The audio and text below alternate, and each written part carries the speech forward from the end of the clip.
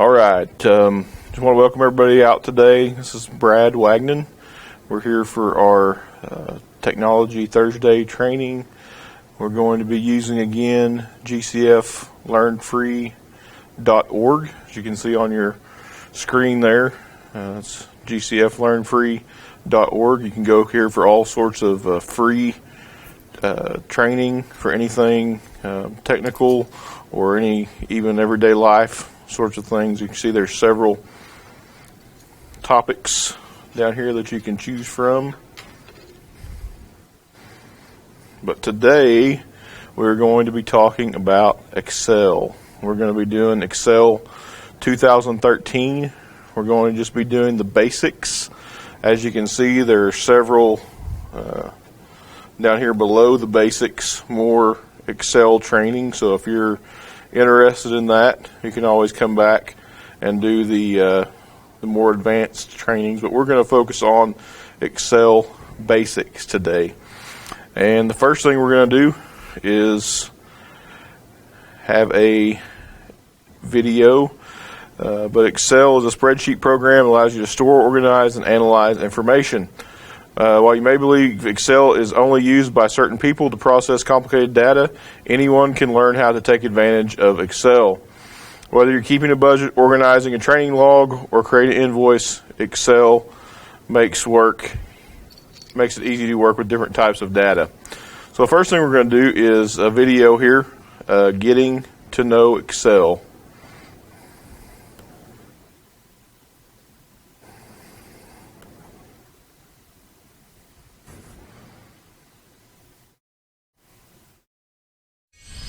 Goodwill Community Foundation, creating opportunities for a better life.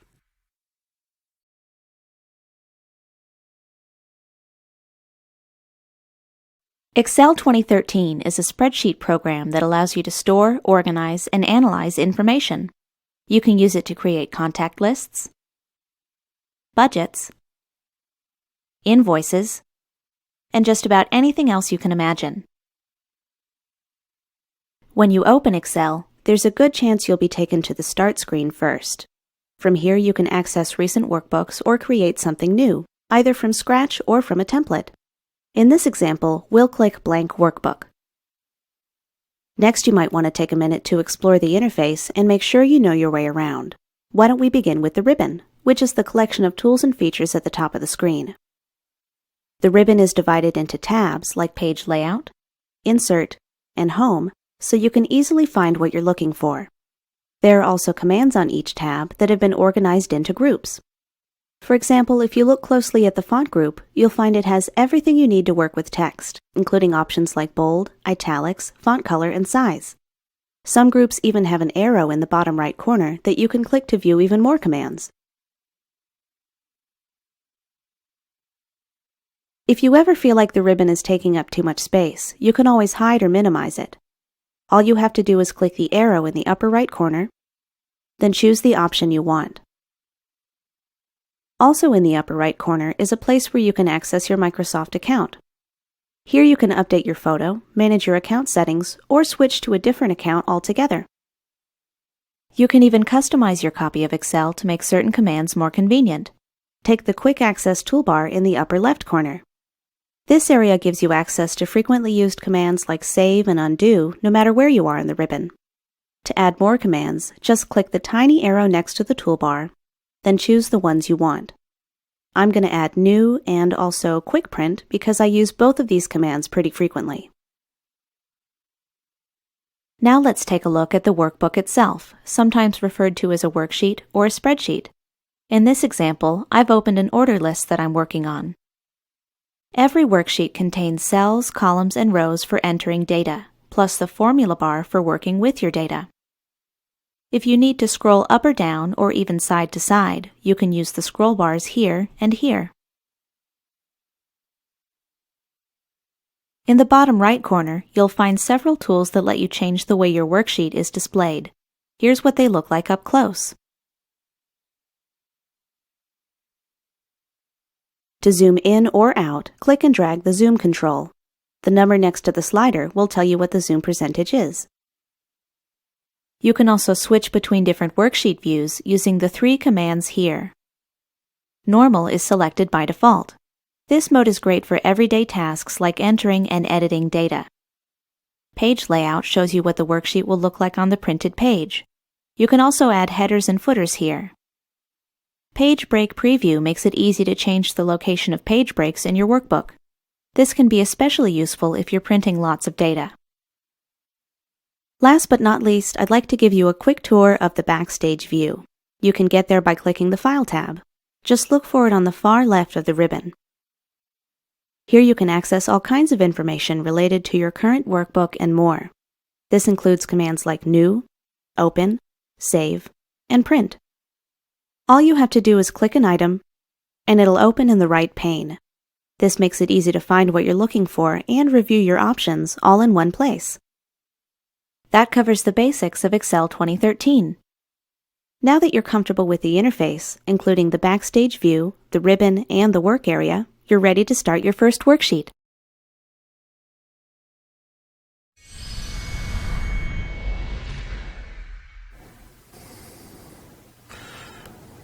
Alright, so as you can tell, this presentation has lots of videos, so I'm going to let the videos do most of the teaching during this presentation. I'm just going to highlight some of the things that the video said. I'll give it just a minute to come back up here.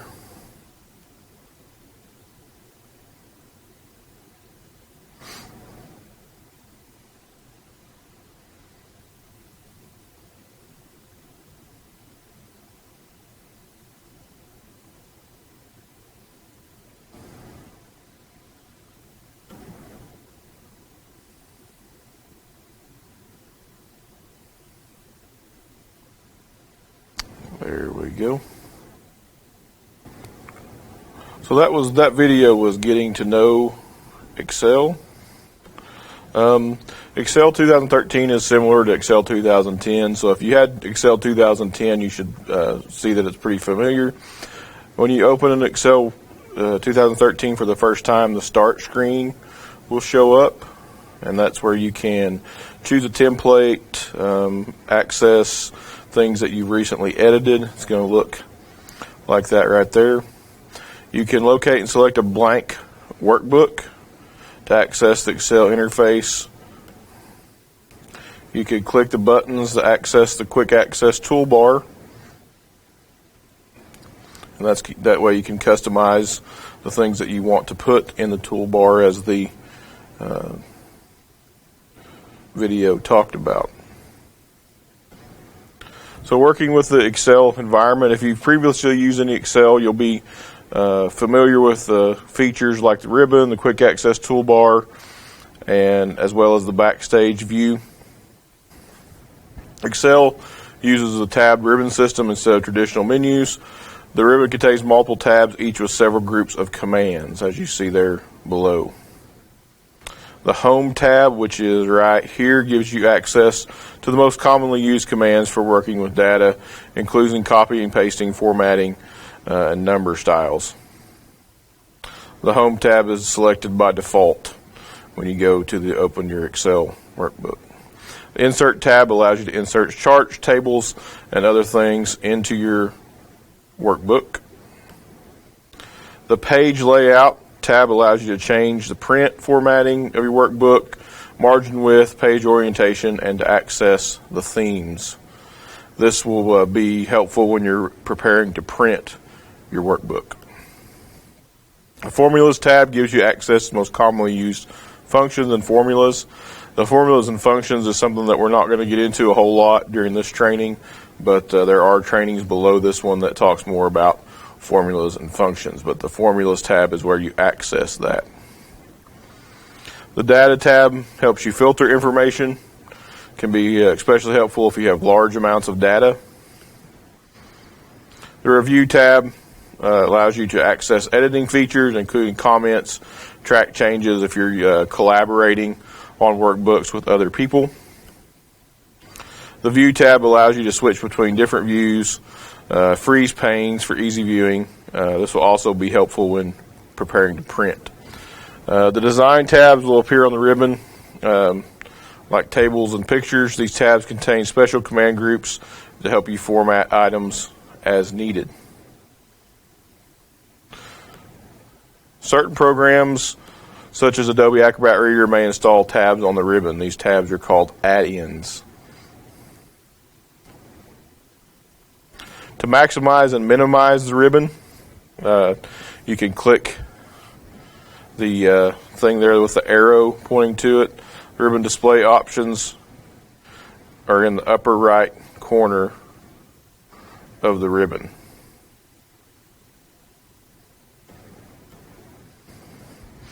Select the desired minimizing option. You can do different things to expand and minimize the ribbon.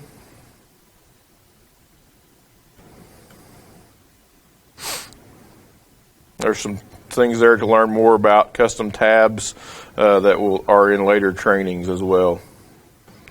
Quick Access Toolbar is something that you can customize. You can see it looks like the little drop down arrow there that's highlighted in green. You can customize this to do the commands that you want. You can select more commands to find others that you may need. The Backstage View. To get there, you click the File tab on the ribbon, and the Backstage View will appear.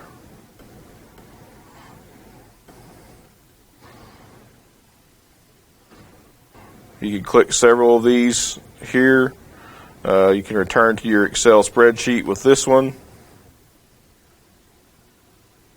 Save As and Save are used to save your workbook. And several of these other tabs, these others down here in the Backstage View. There's a Print, Share, Export, Close, and then the Options tab in the Backstage View. There's different worksheet views that you can use. The normal view, page layout view, page break view. These can all be useful in various stages and various tasks, especially if you're planning to print.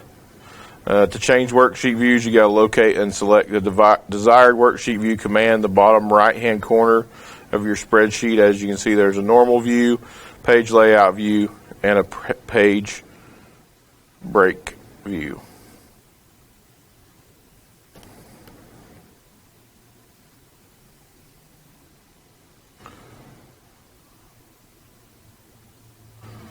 This is the normal view here. The page layout view and the page break view. The page break view is especially good when you're going to print your Excel spreadsheet, because you can see it highlights where the page breaks are and shows you where your breaks are going to be when you print the workbook.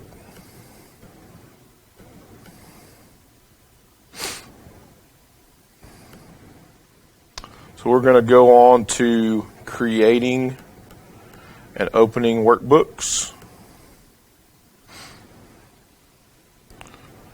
Excel files are called workbooks. Whenever you start a new project in Excel, you'll need to create a new workbook. There are several ways to start working with a workbook in Excel 2013. You could choose to create a new workbook, either with a blank workbook or a pre-designed template, or open an existing workbook.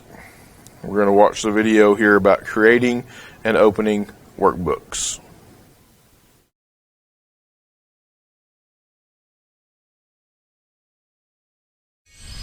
Goodwill Community Foundation, creating opportunities for a better life.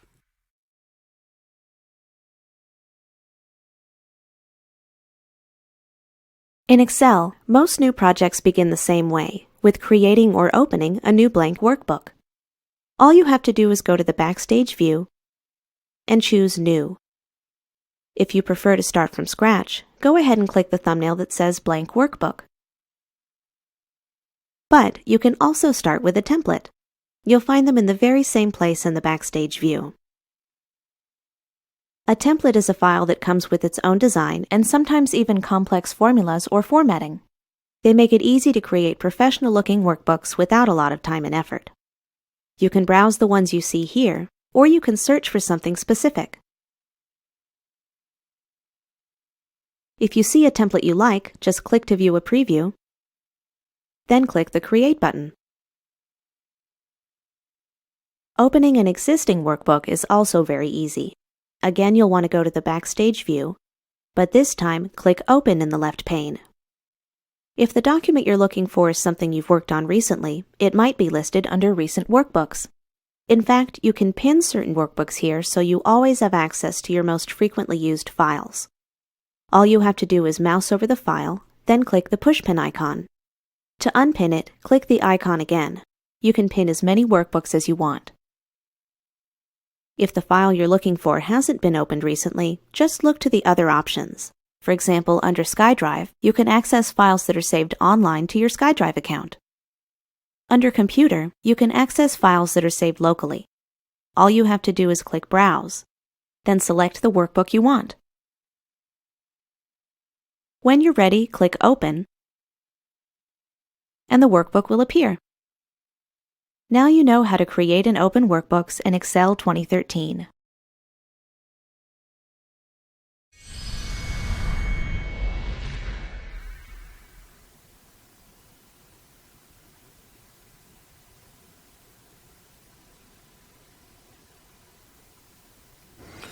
All right, so that was a little bit about opening, creating and opening workbooks. As you saw there, you can open up recently used workbooks, recently created workbooks. You can also pin them so that they stay in your recently used. They stay at the top so that you can continue working on them and coming back to them as they're needed. Take it just a minute to come back up here.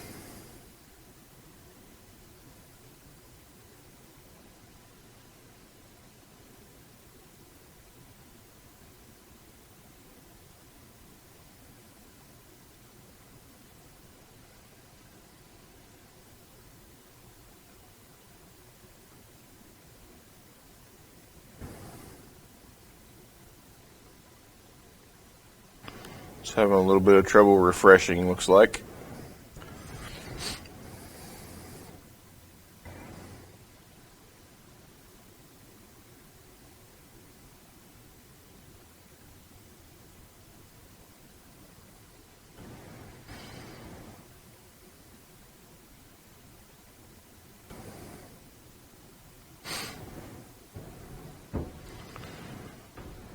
We'll go back here just a minute and do it this way.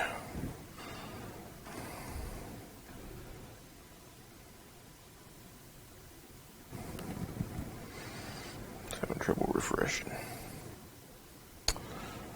So that was creating and opening workbooks. Sorry about the delay there. As you can see, you have to go to the Backstage View, to the File tab, to open a blank workbook. You're going to click on New and click on Blank Workbook. A new blank workbook will then appear. To open an existing workbook, you're going to do the same thing. You're going to go to the Backstage View and click Open instead of New. And then you're going to select the computer and click Browse. And that will show you workbooks that you have recently worked on your computer. A new dialog box will open, and you see there recently or saved workbooks, and you can click on one and then click Open. If you've opened it recently, it will show a tab there that says Recent Workbooks. You can also open it there as well. And as the video is showing, you can pin a workbook to the Backstage View for quicker access, so you can pin one of your recently opened workbooks just like that there, and it will keep it in the recent workbooks so that you can access it easily. You can unpin it simply by clicking the icon again. You can also do the same thing with folders of workbooks. You can use templates when you're in Excel. A template is a pre-designed spreadsheet you can use to create a new workbook quickly. They include custom formatting and predefined formulas, so they can save you some time and effort when starting a new project. To find a template, you're going to click the File tab, click New, and several templates will appear below the New Blank Workbook option. Select a template to review it to see if it's what you want. A preview will come up with additional information about how the template can be used. Click Create to use the selected template. You can also browse templates by categories. Use the search bar to find something more specific. There you can see they've used it to find a template for a family budget. Compatibility mode is used when earlier versions of workbooks were created in earlier versions of Microsoft Excel, such as 2003 or 2000. When you open these types of workbooks, they will appear in compatibility mode. Compatibility mode disables certain features, so you'll be able to access commands found in the program that were used to create the workbook. For example, if you open a workbook created in Excel 2003, you can only use tabs and commands found in Excel 2003. Workbooks can be converted from compatibility mode. If you want to access all the other Excel 2013 features, you will have to convert the workbook. To do so, you're going to click File and then locate the Convert command, and this will convert.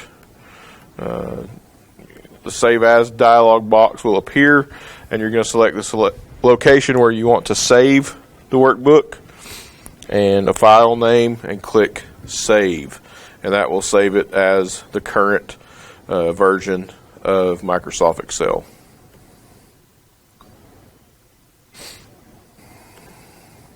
Our next section is saving and sharing workbooks. Whenever you create a new workbook in Excel, you'll need to know how to save it in order to access it at a later date. As with previous versions of Excel, you can save files locally on your computer, but unlike older versions, Excel also lets you save the workbook using the cloud. You can also export and share workbooks with others directly from Excel. So we're going to watch a video about saving and sharing workbooks.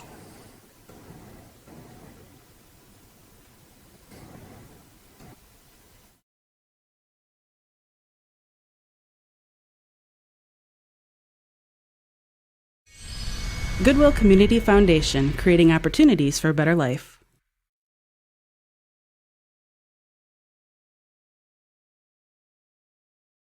It's important to save your work frequently, in case Excel or your computer shuts down unexpectedly.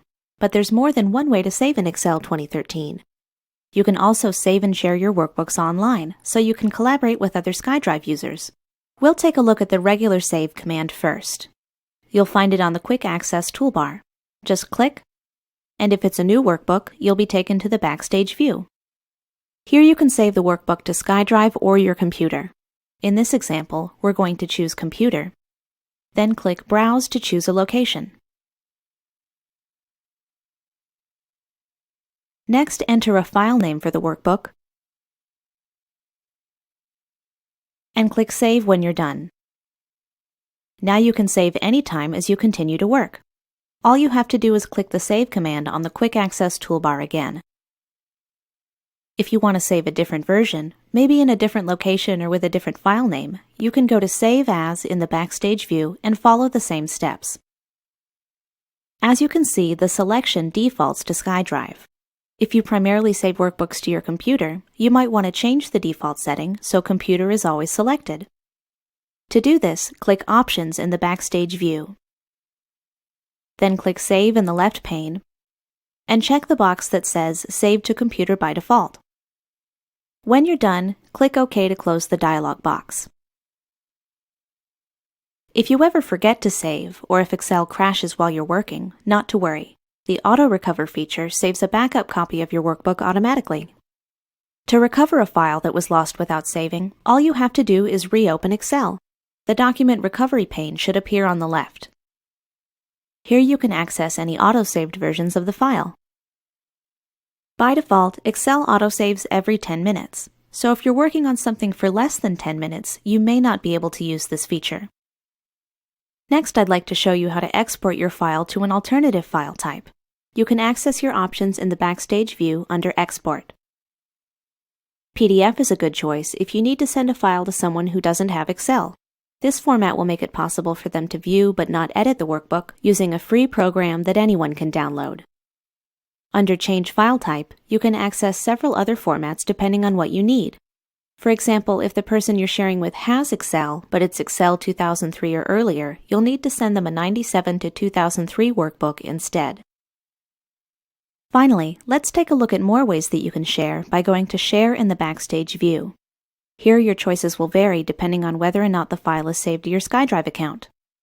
For example, if it is saved to SkyDrive, you can share it online and invite specific people to collaborate with you.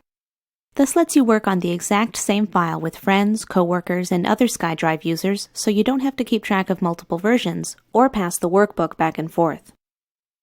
Alternatively, you can get a link that you can share any way you want, or you can post the file directly to a social networking site. But it's generally best to invite specific people, unless you have a file that needs to be seen or edited by a much wider audience. How you choose to save and share in Excel 2013 is up to you. It just depends on the workbook. With so many options, you should be able to accomplish exactly what you need, whether it's exporting your file as a PDF or sharing it online.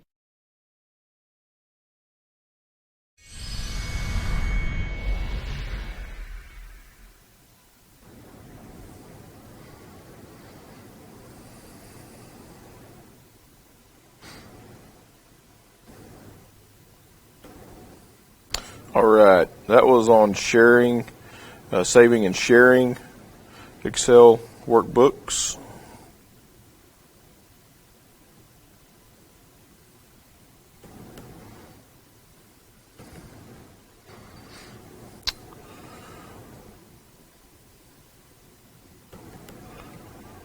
So there's a difference between save and save as that they talked about in the video. Save is when you create or edit a workbook. You'll see the save command to save your changes. Use this command most of the time when you save a file, unless you want to change the name or type of file that you're saving. You'll use the save as to create a copy while keeping the original under the original name, and you can rename it whatever you would like to. The save icon, as you can see, is on the quick access toolbar. It looks like the little disc up there. You can also save by going to the Backstage View. If you want to use the save as, you'll have to go there. As you can see, it's on the right hand side of the Backstage View. You can also select on your computer where you want to save that to. As you can see, they're saving it here to their documents, and they are typing a file name that they want to save it as.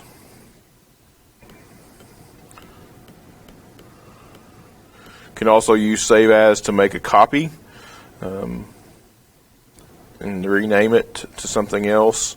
You see, they have sales data and sales data 2 here on this workbook. You can also change the default save location.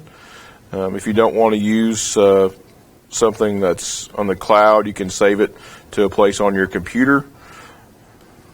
You're going to click Options to do that, and you're going to click Save and check the box next to Save to the computer by default. Then click OK, and the location will be changed. You can also automatically recover workbooks using Auto Recover. If auto-save versions are found, the document recovery pane will appear, and you click Open an available file, and the workbook will be recovered. It says by default, Excel auto-saves every 10 minutes. If you're editing a workbook for less than 10 minutes, Excel may not create an auto-save version, so save often.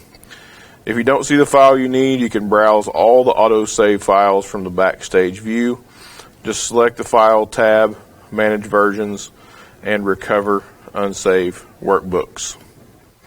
You can also export Excel workbooks.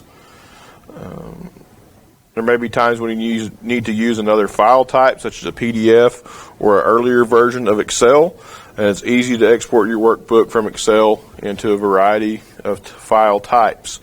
You're going to click File to access the Backstage View, and then click Export, and you can click Create a PDF or XPS file to export the document under one of those file types.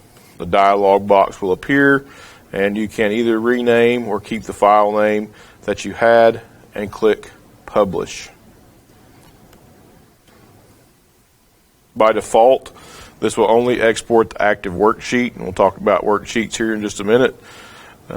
But you can also select the entire workbook by clicking the Options tab, the Save As, and the Options dialog box will appear, and select the entire workbook. To export a workbook in other file types, you'll need to click the File tab to access the Backstage View, and then click Export, and then change file type. This will allow you to select the file type, such as Excel 97 through 2003 if you need an earlier version of Excel.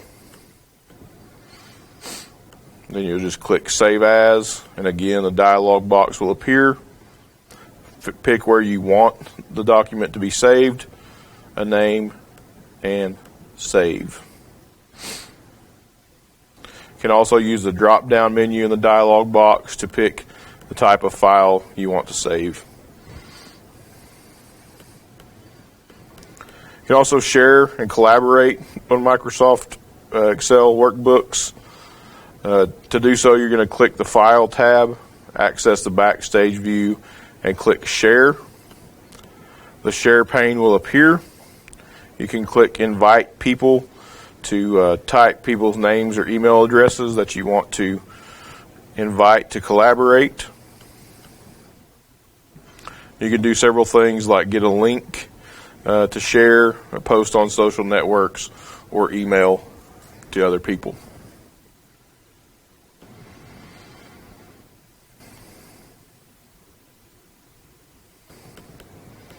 Next, we're going to talk about cell basics.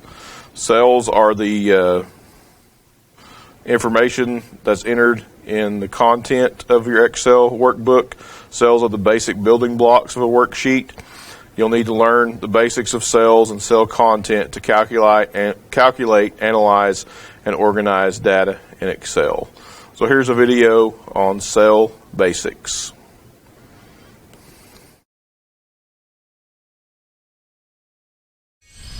Goodwill Community Foundation, creating opportunities for a better life.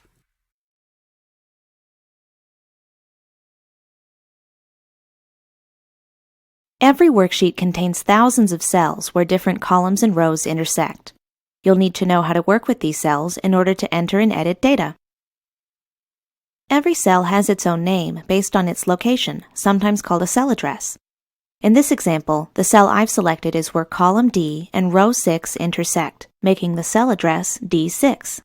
The address also appears in the name box above the worksheet. To select a cell, just click. You can even use the arrow keys on your keyboard to navigate between cells instead of clicking with your mouse. To select more than one cell at a time, known as a cell range, click and drag, and the entire range will be highlighted. You can enter lots of things into a cell. For example, all of mine contain text. But they can contain advanced properties too, like formulas, functions, and formatting elements. For now, I'd just like to show you the basics. We'll start with inserting content into a cell. This person has just confirmed that she completed Part 2 of the training, so I'm going to select cell F9, then type an X. It appears in the cell and in the formula bar, where you can also enter or edit the contents of your cell. In fact, I'm going to take this opportunity to change the X to a capital X so it's consistent with the rest of the list. Now for the next person, Walter. Although it looks like I've made a mistake, he's on the list twice, both here and here. I'm just going to clear the contents of the extra row by selecting the cells, then clicking the Clear command on the ribbon, and choosing Clear Contents. You can also use Backspace or Delete on your keyboard. So let's take a look at what that did. It cleared the contents of the cells, but the row is still there. That's okay. If you want to delete the cells altogether, all you have to do is click the Delete command instead. That actually removes the cells from the worksheet, causing the cells underneath to shift up and fill in the gap. Just remember that there's a difference between clearing and deleting cells, so you don't accidentally delete any cells that you want to keep. Now I'd like to show you a way to save time by copying and pasting content. For example, I need to mark the rest of the people who completed Part 2 of the training. Start by selecting the cell you want, then click Copy on the ribbon. Note the dash box that appears around the copied cell. Next, select the cells where you want the content to go, then click Paste. To access more paste options, open the drop-down menu here. These commands will come in handy if you're copying and pasting cells that contain formulas or advanced formatting. You can also get to these commands by right-clicking in the worksheet. For example, to cut and paste, select your cells, then right-click and choose Cut. The original content will disappear as soon as you paste it in a new location. There's also the drag and drop technique for moving cells from one place to another.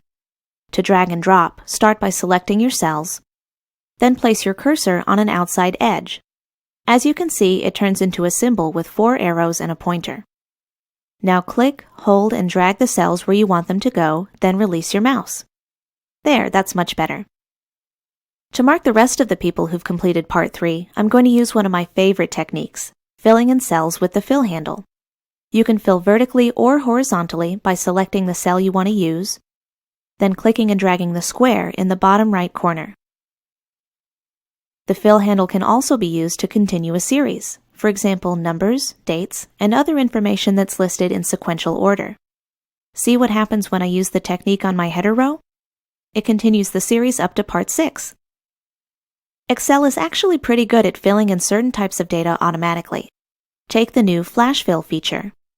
Flash Fill can enter data for you by picking up on simple patterns and guessing what you plan to type.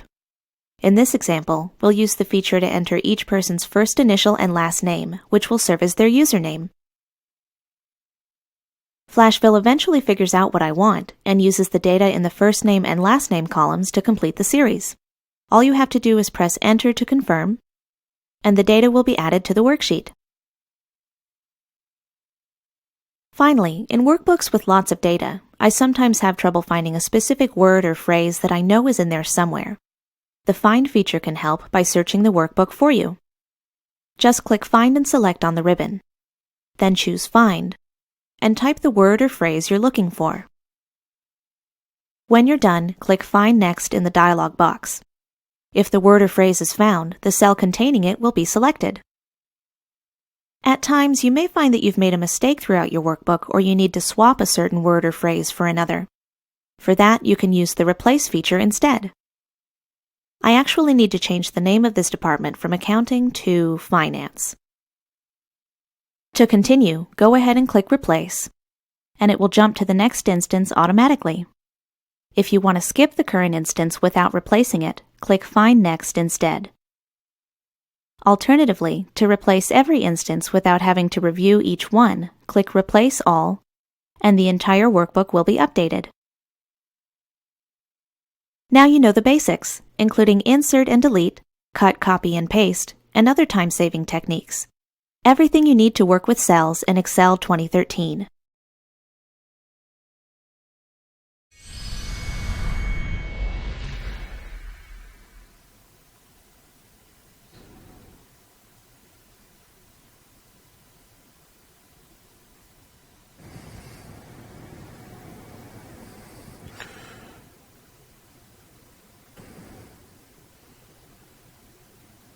All right, so that was Cell Basics.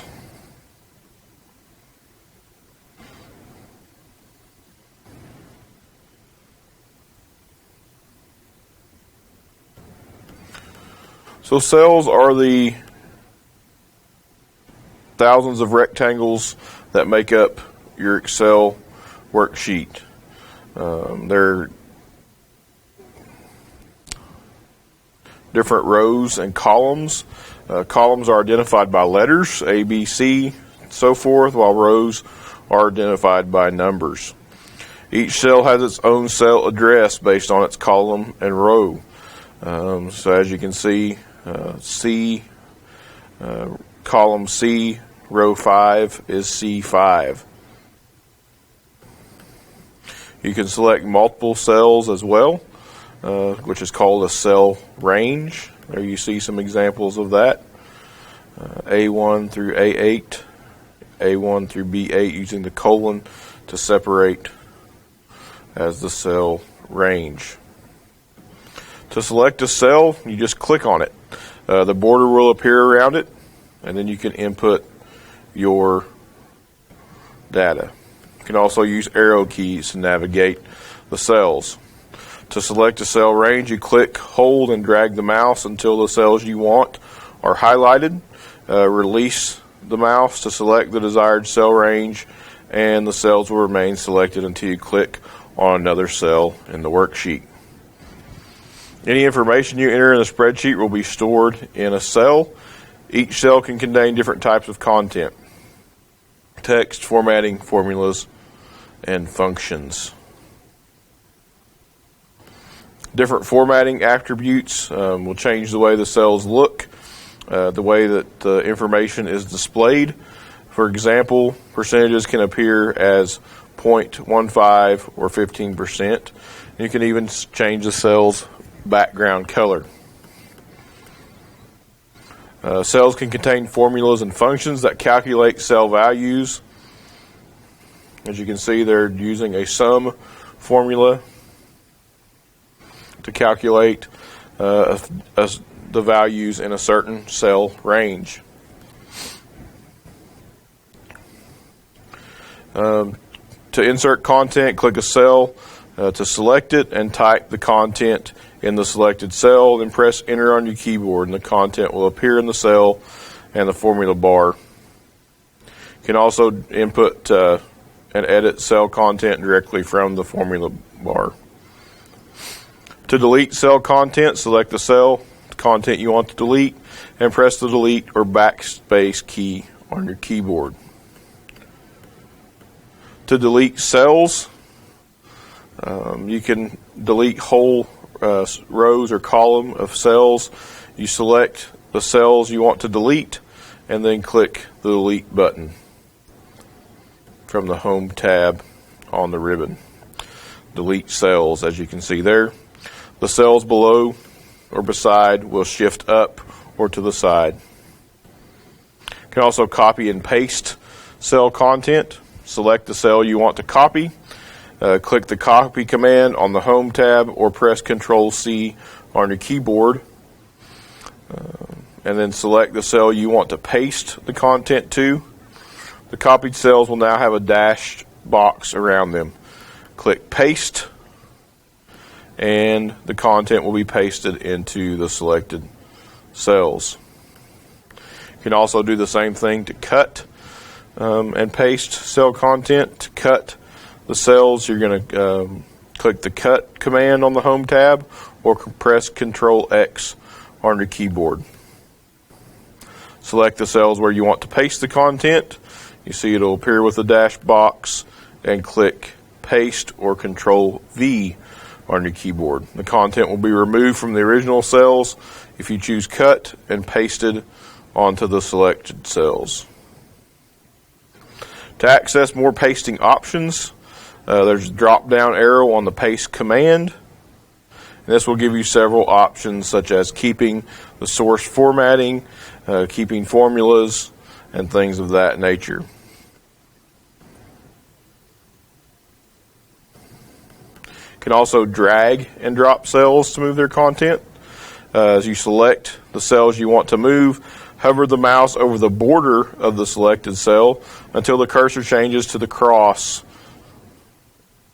from a white cross to a black cross with 4 arrows. And then you can drag them to the desired location, release the mouse, and the cells will be dropped in the location. There may be times when you need to copy the content of one cell to several other cells on your worksheet.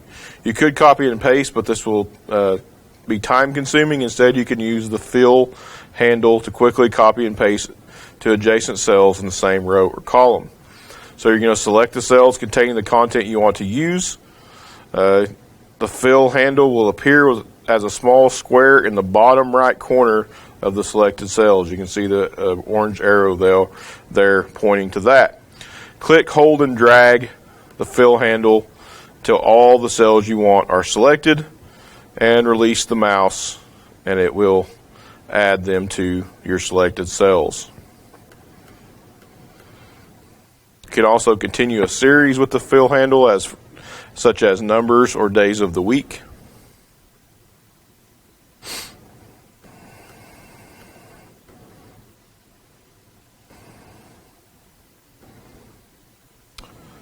You can also flash fill to enter data automatically into your worksheet, saving you time and effort. Just like the fill handle, flash fill can guess what type of information you're entering into your worksheet, as in the example below. Enter desired information into your worksheet, and a flash fill preview will appear below the selected whenever the flash fill is available. Press enter, and the flash fill will automatically add that data to your worksheet. You can modify or undo flash fill. Click the flash fill button next to the recently added data. You can also find and replace content when you're working with a lot of data in Excel. From the Home tab, click Find and Select command, then select Find in the drop-down menu. You can find and replace dialog box will open and enter the content you want to find. If it's a name there, you can find that name. Anything containing that content will then be selected. Click Find Next to find further instances, and Find All to find the same instances of each search term.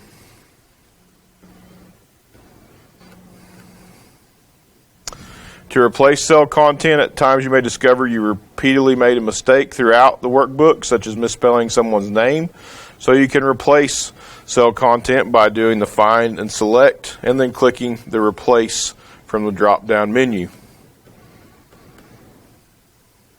The Find and Replace dialog box will appear, and you type the text you want to find, and type the text you want to replace it with in the Replace With field, and click Find Next. If the content is found, the cell containing that content will be selected. You can review it to make sure, and then replace all, and it will replace every instance of that text throughout the whole workbook. When you're finished, it will click, a dialog box will open and ask you if you're all done, and will tell you how many times you replaced that certain text.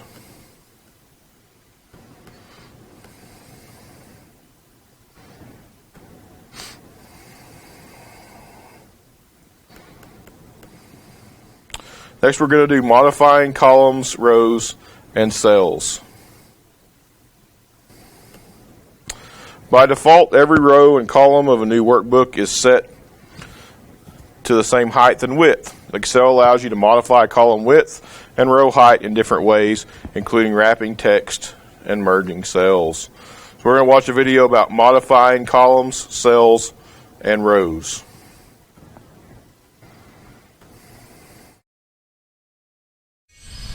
Goodwill Community Foundation, creating opportunities for a better life.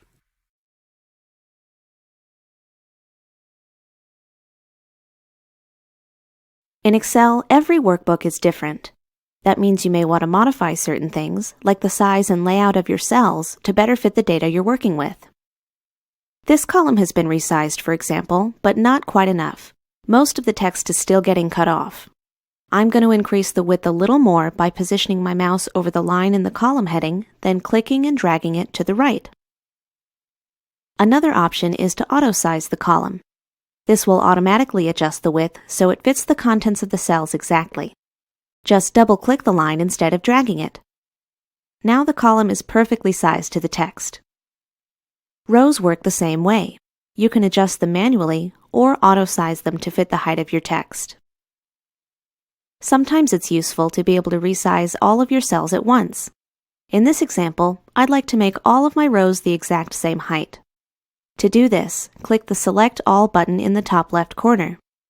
Then resize a row, it doesn't matter which one, and the change will be applied to the entire worksheet. Next, I need to add another row to this list.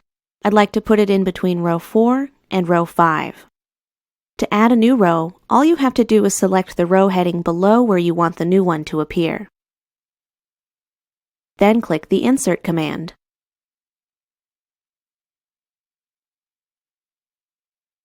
The process is similar for inserting a new column. Just select the column heading to the right of where you want the new one to go. Click the Insert command, and a column will appear to the left.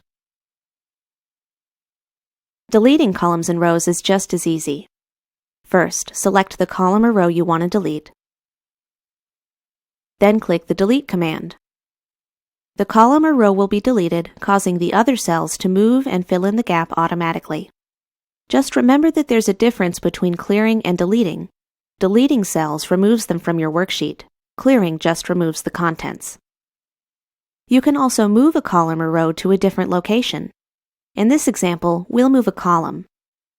All you have to do is select the one you want, then click the Cut command.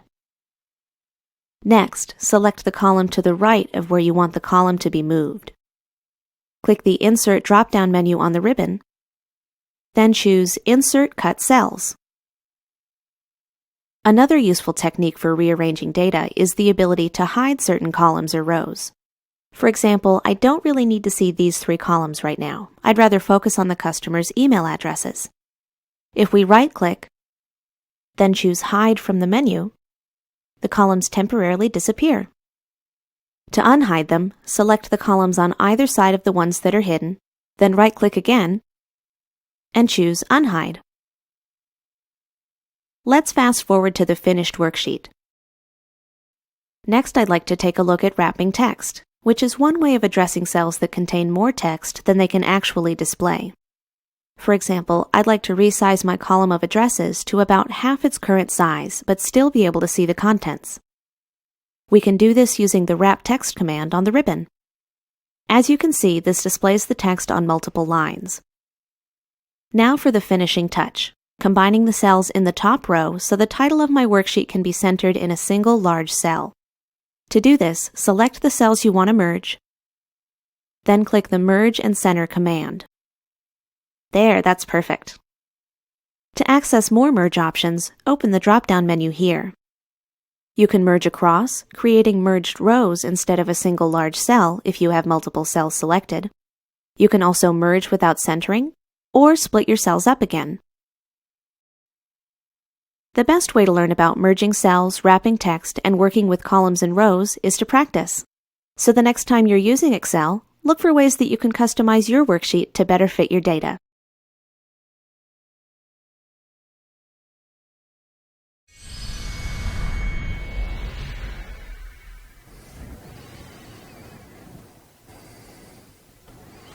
Okay, that video was on modifying columns, rows, and cells. Try this refresh button one more time. See if it's going to work to open our... There it goes. Much better. Alright, so Excel will allow you to modify column width, row height in different ways. As you saw in the video, you can modify the column width by positioning the mouse over the column line in the column heading so that the white cross becomes a double arrow, as you see there. Click and hold and drag the mouse to increase and decrease the column width. Release the mouse and the column width will be changed. If you see pound signs in a cell, it means the column width is not wide enough to display the cell content. Simply increase the column width to show all the content. You can also auto-fit column width. You do the same thing. Position the mouse over the column line in the column heading and watch it go from a white cross to a double arrow. Double click the mouse and the column width will be automatically changed to fit the content. You can also do this for several columns at the same time by selecting the columns that you want to auto-fit. Select Autofit Column Width from the command from the Format drop-down menu on the Home tab, as you see there. This can also be used for row height. You do the row height the same way, except you're going to be doing it on the side where the numbers are, instead of the top where the letters are. You see there, click till it turns into a double arrow, and you can decrease or increase the row height. You can modify all rows and columns rather than resizing them individually. You're going to locate and select and click the Select All button, which is just below the formula bar there. You see it there with the white cross. There, you're going to position the mouse over a row line so that the white cross becomes a double arrow. You're going to click, hold, and drag the mouse to increase and decrease the row height. Release the mouse when you're satisfied with the new row height on the worksheet. You can insert, delete, move, and hide rows and columns as well. You can see there on the Home tab, there's Insert, Delete, and Format. Those are all commands for your different cells. You can insert a cell or a row by selecting the Insert Cells, and a new row will appear above the row selected. You can do the same thing to insert columns. A new column will appear to the left of the selected column. When inserting rows or columns, make sure you select the entire row or column by clicking the heading. If you only select a cell in the row or column, the Insert command will only insert one new cell. You can do the same thing to delete rows or columns. Instead of using the Insert command, you're going to use the Delete command, as you see there. After you delete rows or columns, the rows or columns will shift up or to the side as needed.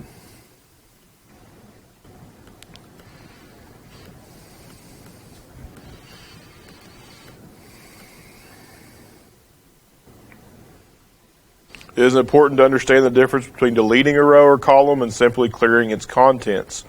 If you want to remove the content of a row or column without causing others to shift, right-click the heading and select Clear Contents in the drop-down menu. You can also move a row or column. To do so, you're going to select the desired column heading for the column you want to move, then click Cut on the Home tab, or press Ctrl-X on your keyboard. You're going to select the column heading to the right of where you want to move the column. For example, if you want to move the columns between B and C, you'll select column C. Click the Insert command on the Home tab, you see there below, and insert cut cells from the drop-down menu, and the column will be moved to the selected location. The columns to the right will shift right. To hide or unhide a row or column, at times you may want to compare certain rows or columns without changing your worksheet. Excel allows you to hide rows and columns as needed. In example, they hide columns C and D to make it easier to compare A, B, and E. Select the columns you want to hide, then right-click the mouse and select Hide from the formatting menu, as you see there. The columns will be hidden. The green column line indicates the location of the hidden columns. To unhide the columns, select the columns to the left and right of the hidden columns. Right-click the mouse and then select Unhide from the formatting menu, and the hidden columns will reappear. The video showed you some about merging cells as well and wrapping text.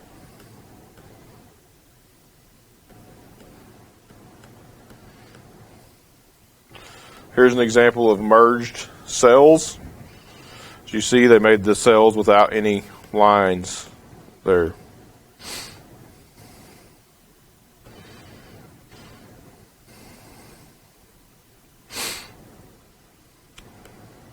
Next, we're going to talk about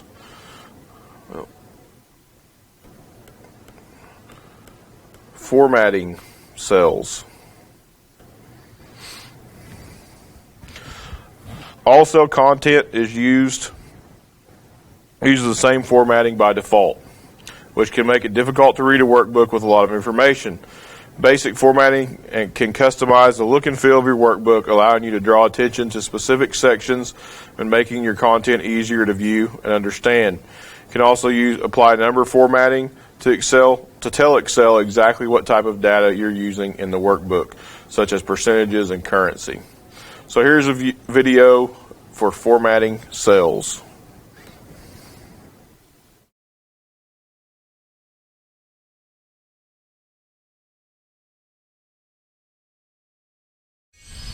Goodwill Community Foundation, creating opportunities for a better life.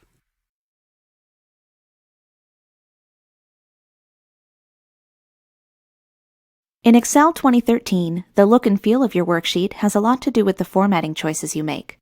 If we added some formatting to this fitness chart, for example, we can make it easier to read and more visually appealing. I'd like to start by selecting the cell that contains Fitness Progress Chart and making the text bigger, like a proper title. Just go to the Font group on the Home tab and click the drop-down arrow next to Size. You'll see a preview of the results as you go down the list. I think 24 looks good. Maybe we could go a little bigger, though. Increase and decrease are two other options for quickly changing the size of your text. All you have to do is click the command, and perfect. To change the actual font, click the drop-down arrow here. Then make your way down the list. You'll get that live preview again. I think I'll go with this one. It's different, but still very easy to read, which makes it a good choice for the title. So, how about some color? To view your options, click the arrow next to the font color command. You can go with one of the theme colors here, or if you don't see anything you like, go ahead and click More Colors. This bright pink should look nice with the color scheme I have in mind. Another way to make your text stand out is to use bold, italic, or underline. Bold should be a good choice in this example. Now the text really stands out and is much easier to read. I think I'm ready to add some formatting to the rest of the worksheet. At a glance, it's kind of hard to tell the header row from the rest of the chart because it just isn't distinct. We can easily fix that by giving the cells a unique fill color. All you have to do is open the menu next to the Fill Color command and make your choice. Dark gray should be a nice contrast to the pink we already have in the title. Now I just need to change the color of my text to something lighter.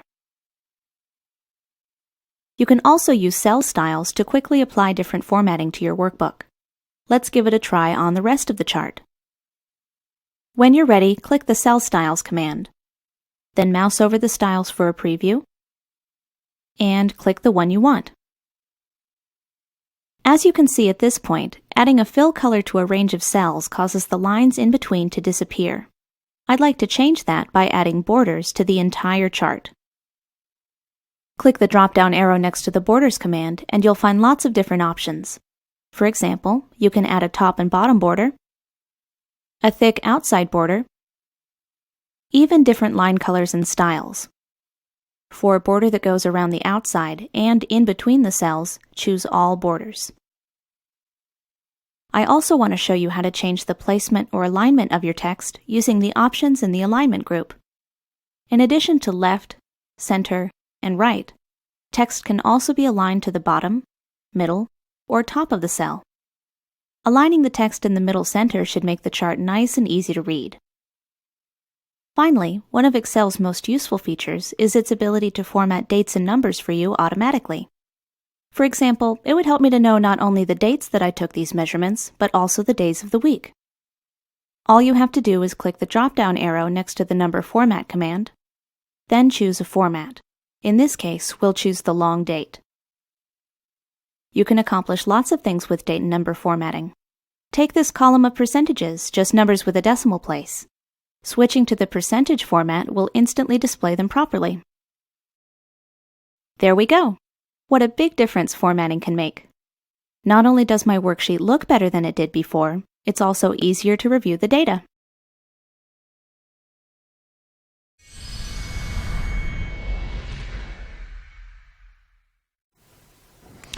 Alright, that video was on formatting cells.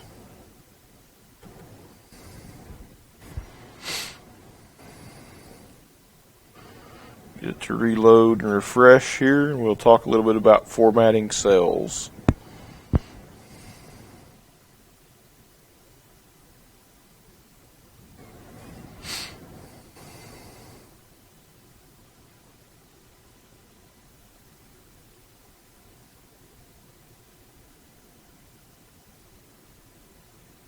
Alright. One of the things you may want to do is change the font of your cell. By default, the font in each workbook is set to Calibri. However, Excel provides many other fonts you can use. So you're going to click the drop-down arrow next to the font command on the Home tab and click your desired font. The text will change to the selected font. You can do this for one cell or for several cells. You can also change the font size, make it easier to read. Do that the same way, except you're going to click the drop down arrow with the numbers there next to the font size command.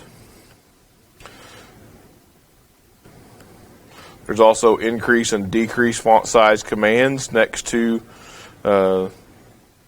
those, the big A and the little a. You can also type a font size in the box.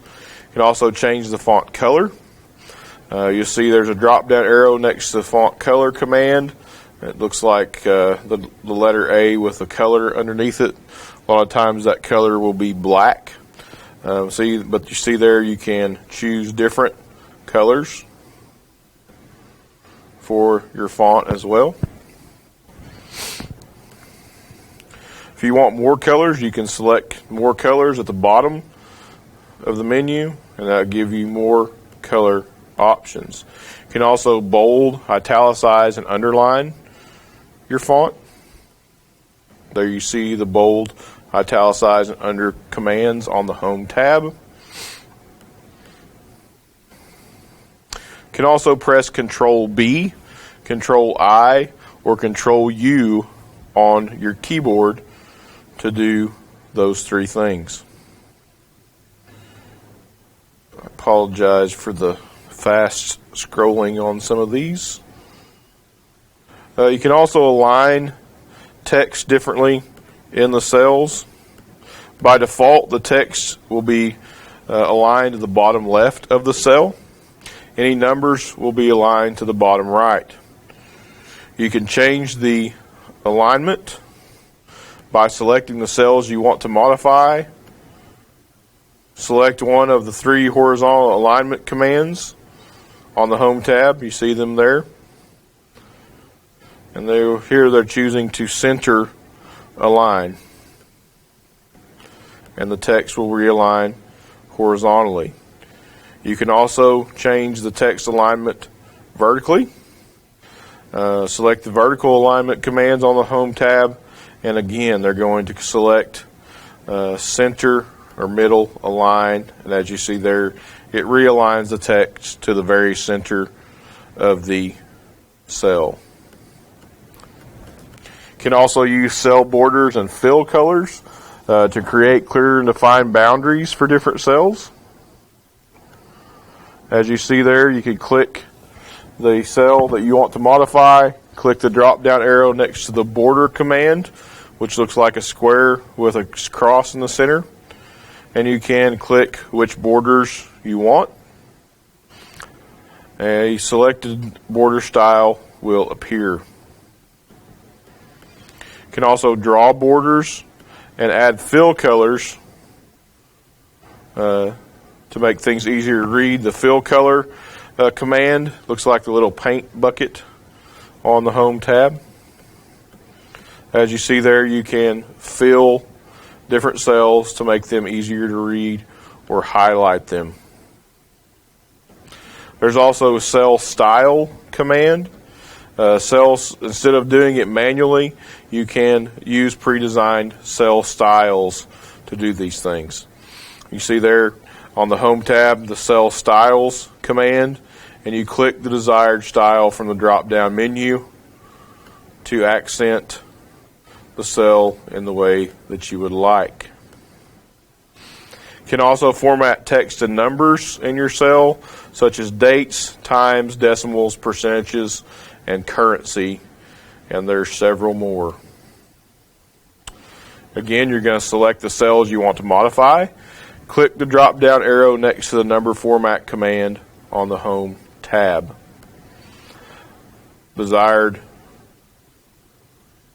formatting option is what you want to select. Here they're selecting long date, so it's going to read the day, the month, the day, and the year instead of the short form. There's all sorts of different number formatting you can do here, such as currency, long date, time, percentage, fractions, and many more.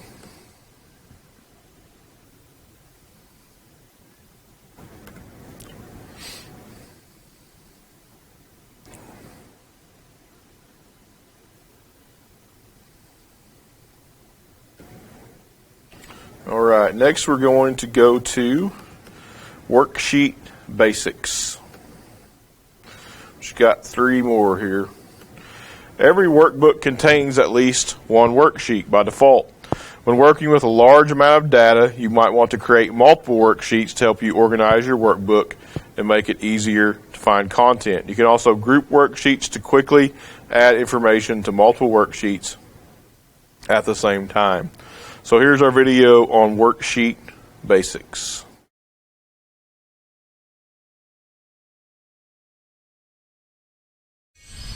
Goodwill Community Foundation, creating opportunities for a better life.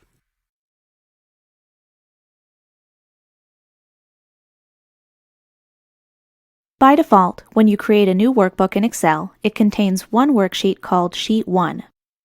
Sometimes that's all you need. But if you want, you can create additional worksheets and even customize them so you can store large amounts of data all in the same workbook. As you can see, I've already made some progress creating worksheets for each month in the year. I still need one final sheet for the month of December. To quickly insert a new sheet, just click the New Sheet button, always found to the far right of your tabs. Alternatively, you can copy one of your existing worksheets. This will create a new worksheet and duplicate the contents, perfect for keeping track of my budget using the same table each month. All you have to do is right-click the worksheet you want. Then choose Move or Copy from the menu. Next, check the box that says Create a Copy and identify where you want the worksheet to go. I want mine to go to the very end of the list. Click OK, and a copy will appear with the same name as the original plus a version number. Remember, this is the worksheet I needed for the month of December, so I'm going to rename it by right-clicking the tab, then choosing Rename.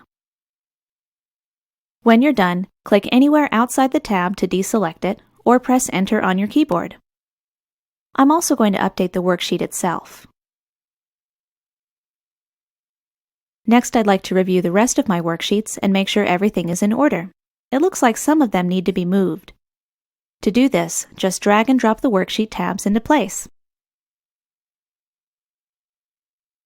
You can even color-code your worksheets to make them easier to reference. Just right-click the tab, then go to Tab Color. The color is less noticeable when the worksheet is selected. If you select another worksheet, you'll see the color the way it was intended. Finally, if you have a worksheet you don't need anymore, you can easily remove it from your workbook. All you have to do is right-click the tab, then choose Delete. Now it looks like we're all set. When you have multiple worksheets, you can work with each one individually, or you can edit several at the same time. This can be useful if you're working with lots of data that's closely related. Let's take a look. For example, I'm planning to move in the month of September. My rent is going to go up, and I'm canceling my gym membership too. That means I need to update not only this worksheet, but also the sheets for the rest of the year. We can edit them all at once just by grouping them. Start by selecting the first sheet you want to group, then press and hold Ctrl on your keyboard while you select the rest. Release the Ctrl key, and you'll be able to navigate and make changes to the data, changes that will apply to all the worksheets in the group. For example, if I change the rent to $775 in one worksheet, the rest of the group gets updated too. The same rule applies if I clear the row that contains my gym membership. To ungroup, just right-click one of the worksheets, then click Ungroup Sheets. Alternatively, you can click any worksheet outside the group. Just be careful not to do that by accident. Worksheets are a great option for storing lots of data in the same workbook. And with the ability to group them, you can easily add or edit data anytime, whether you have hundreds of worksheets or just a few.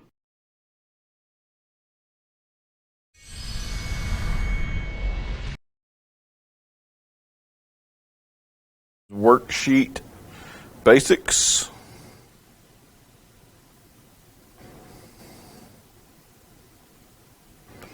As you can see, worksheets help you organize, make it easier to find content when you're working with large amounts of content. You can rename worksheets when Excel opens up. It will automatically name them Sheet 1, Sheet 2, Sheet 3, etc. You can rename them by right-clicking the worksheet you want to rename and select Rename from the Worksheet menu. Then type your desired name. In the example, they used months, so you would type January in your first one. You can insert a new worksheet by locating the New Sheet button, which should be down at the bottom next to your previously opened worksheets. A new blank worksheet will appear when you click that New Sheet button. You can change the default number of worksheets. To do so, navigate to the Backstage View, click Options, and then click Change the desired number of worksheets. You can delete a worksheet by right-clicking on the worksheet you want to delete and then clicking Delete from the Worksheet menu. The worksheet will then be deleted from your workbook. You can also copy and duplicate worksheets.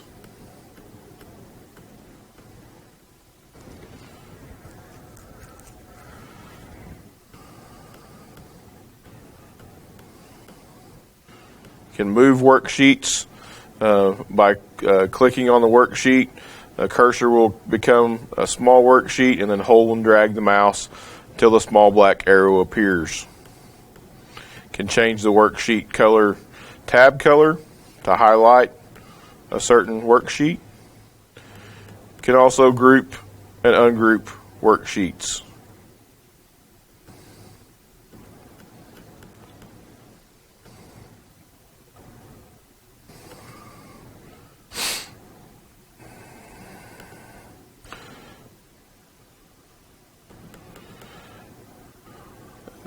Next, we're going to talk about page layout.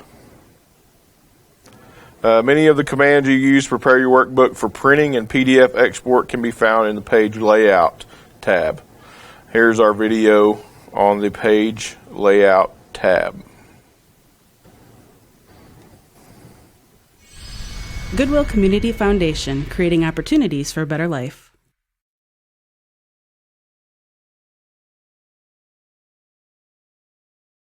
Because workbooks are designed to be viewed electronically, it can be hard to tell what your data might look like outside of Excel, for example, if you plan to print it or save it as a PDF. Luckily, there are several different ways to view and customize your layout. To get started, I recommend switching to Page Layout View using the command in the bottom right corner. This will help you visualize the final product as you make changes to your workbook. Next, go to the Page Layout tab on the ribbon. Here you'll find everything you need to modify your page orientation, margins, print titles, and more. For example, our current orientation is portrait or vertical, a good choice if your goal is to fit more rows on each page. I'd like to switch to landscape or horizontal so I can fit more columns instead. Just click the Orientation command, then choose Landscape, and you'll instantly see the change. There's still one column that's getting cut off on the right, but that's okay. If we adjust the margins, we should be able to fit all the columns on a single page. All you have to do is click the Margins command. Here you can choose one of the predefined sizes, or you can customize your margins depending on what you need. Just go back to the Margins command, but this time click Custom Margins. I'm going to make the left and right margins just a little bit wider at 0.5 inches instead of 0.25. When you're done, click OK, and your worksheet will be updated. You can also add headers and footers to your workbook to make the printed copy easier to read. In this example, we'll add a header by clicking the area here. This opens the Design tab for working with headers and footers. From here, you can easily add page numbers, today's date, and other information to your header or footer. All you have to do is click the command you want. How about page numbers? When you're done, click anywhere else in your worksheet to exit. Now the pages are numbered page 1 and page 2. Here's a tip: if your worksheet uses title headings, you can include them on each page to make the printed copy easier to read. For example, in this workbook, it would really help me to know what months these sales figures are for. Just go back to your title headings, then click the Print Titles command. Next, click the button next to the field you want to repeat. You can choose either rows or columns. The dialog box will collapse and your cursor will turn into a selection arrow. From here, select the data you want to repeat on each page. Then click the button again to go back to the dialog box. When you're done, click OK. Now my header row appears at the top of page 1 and page 2. There's one more thing I'd like to change about my layout. Notice how the data is split up so page 2 only contains about 9 or 10 rows? I'd like more control over that. Instead of the last couple of rows, I want the data to be divided evenly, 20 people on each page. To do this, I'm going to switch to the Page Break Preview using the command in the bottom right corner. This makes it easy to review your page breaks so you can easily insert your own. Simply select the row below where you want the page break to appear. Then click the Breaks command and choose Insert Page Break. If we switch back to Page Layout View and zoom out just a little, we can see that the data is divided evenly between page 1 and page 2. Now you have all the tools you need to customize your page layout and prepare your workbook for printing or exporting.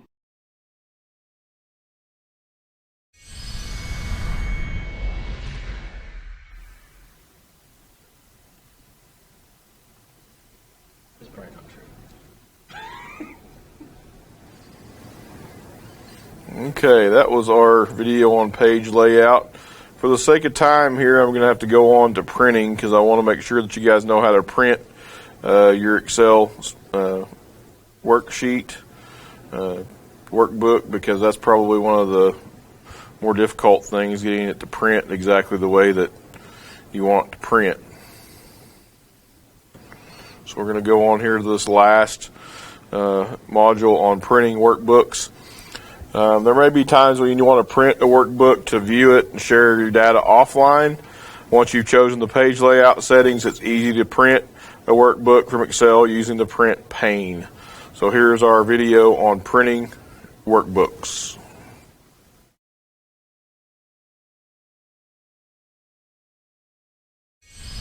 Goodwill Community Foundation, creating opportunities for a better life.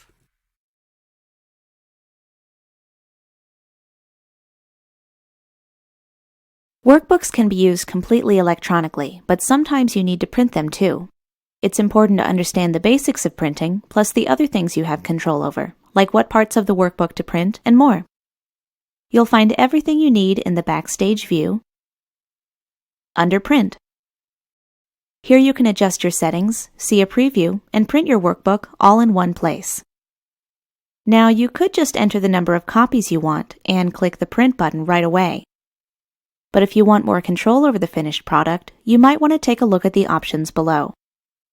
If your workbook contains multiple sheets, the first thing you'll need to do is decide whether to print only the active sheets, which is the default print method, or the entire workbook. You can also narrow it down to just your current selection. Let's go back to my workbook so we can review how these options work. A worksheet is considered active when it's selected, like my 2012 worksheet is selected now. To print more than one worksheet but not the entire workbook, just hold Control on your keyboard while you click the sheets you want. Now Excel will print the worksheets for 2010, 2011, and 2012. But that's not what I want. The data I'm after is more specific, the sales records for the top 20 salespeople in 2013. I've already sorted that information from largest to smallest and marked the top 20 with a gold star. We don't want to print the entire worksheet because that would include more data than we need. Why don't we print a selection instead?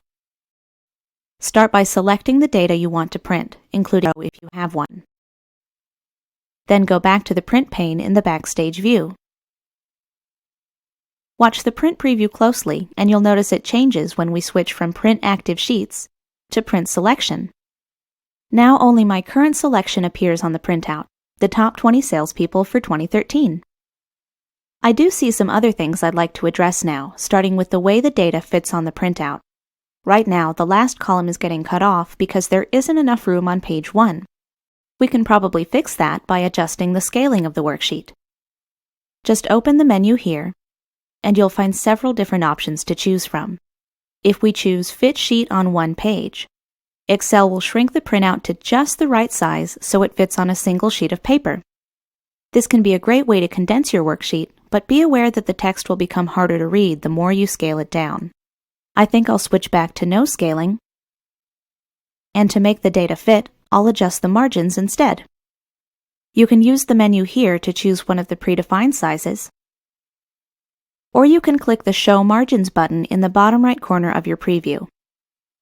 This feature makes it easy to customize your margins using the guides you see here.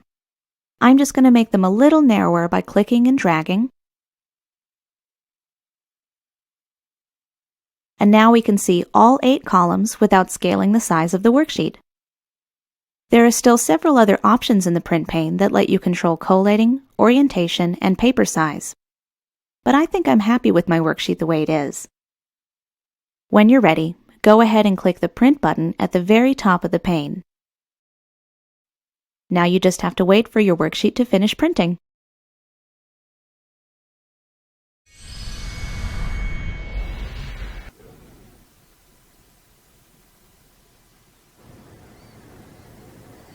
Alright, as soon as we get this to reload here and refresh, for the sake of time here, we're going to have to not go through all of this. The video covered most of it.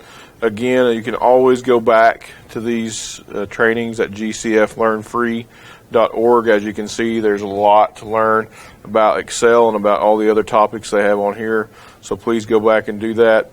If you watch this video, please send me an email, bradley-wagnon@cherokee.org, so that your organization can get credit, TA hours for watching this video. Want to make a couple announcements before we stop. Cultural presentation Tuesday, March 14th, OCO training room. It will be Cherokee language with Cherokee National Treasure Dennis Sixkiller. That's Tuesday, March 14th at 6 p.m. And then we'll have our leadership series training March 28th at 10 a.m. and 6 p.m. here in the OCO training room as well. It will be presented by Patty Mitchell, and it will be over financial wellness. Thank you all again for watching this video, and like I said, if you do watch it to receive TA credit, please email me, Bradley-Wagnon@cherokee.org. Thank you.